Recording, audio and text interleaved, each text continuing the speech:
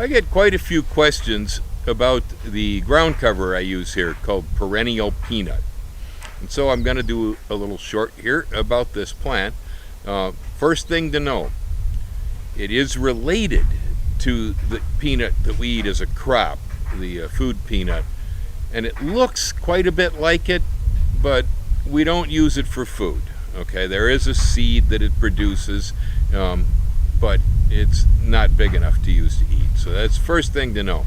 It's called Perennial Peanut, and it's a great lawn or a great ground cover in a tropical climate, but we don't eat it. Okay. Otherwise, right down here below my feet, I have a good sized stand of the stuff. This is what it looks like. It has little yellow flowers on it that look a whole lot like the regular peanut. And it grows by spreading. Right here, we can see what it does. See that? It grows along, and as it grows, it makes roots. And it sends the roots down, and it keeps propagating itself, and it spreads all over the place. It really only grows a couple inches above the ground. Right here, you can see where I have planted the rows of corn. Prior to planting the corn, I had a crop of perennial peanut and annual alfalfa and a lot of weeds in here. Well, I came through with the mower and I mowed everything down to about 1/2 of an inch. And so you can see here the perennial peanut has bounced back real nicely and is sticking up in the rows in between the corn, just exactly how I hoped it would. It's a nice nitrogen fixing plant. It doesn't get too aggressive, so it can be used in amongst garden vegetables. I have it over here with tomatoes. I've got it with peppers. Got it with a whole lot of things. I've planted it in the garden, and even when things get completely weedy, if I can mow the garden short enough, the peanut will pop up. Whereas the weeds, well, they don't do so well when they're cut to 1/2 inch. And so if you're trimming this stuff all the time close to the ground, it will maintain as a fairly pure stand. I understand from talking to people that this plant is actually available as a seed here. I think Garden Exchange has had it in Gila.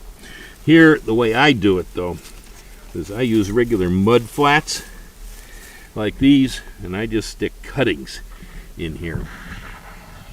So I grow mine vegetatively.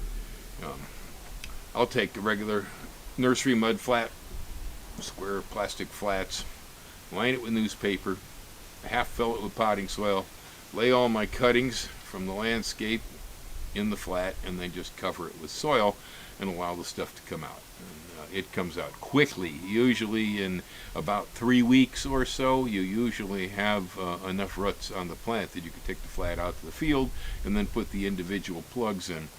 I suggest putting them in, say, 12 to 18 inches apart will work fine. They're going to spread that so fast it isn't funny. They cover ground pretty quickly. Planting them so they are triangulated, that if you have one cutting here, 12 inches over here you have a cutting, then 12 inches over here, halfway in between you also have a cutting. So that you're planting triangular so that your circles will then fill. Past that, I'd say its applications are good in orchards, permanent fields of things like coffee and papayas as ground covers underneath. It's working pretty well for me in the garden. There are a few crops that it doesn't compete well with. You learn from experience what works and what doesn't. It certainly works well as an understory with corn, for instance. Not so good with onions. Good with squash. Not so good with carrots. So things that don't spread nicely don't compete well with it, or things that aren't real nice and tall don't compete well with it. So short vegetables that don't spread, probably not a good idea to combine with the perennial peanut. One of the ways to keep it weed free is by constant, frequent mowing. If you mow it down to about 1/2 an inch, eventually most other plants are going to expire. They won't tolerate that. So that's why it's such a good thing to use as a ground cover in large scale applications, because it can be mown shorter than most plants and survive. This is kind of how you get a clean field out of things. I have people ask me frequently about, well, with ground covers, will it compete with the weeds? The answer is always no. It won't. Your ground cover is a crop just like everything else you plant, whether it's hibiscus, corn, sweet potatoes, whatever it is. When you put a ground cover in, it needs to be maintained.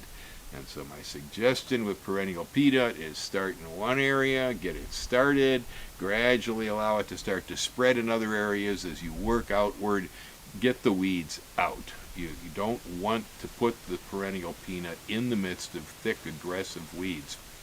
It probably won't survive well.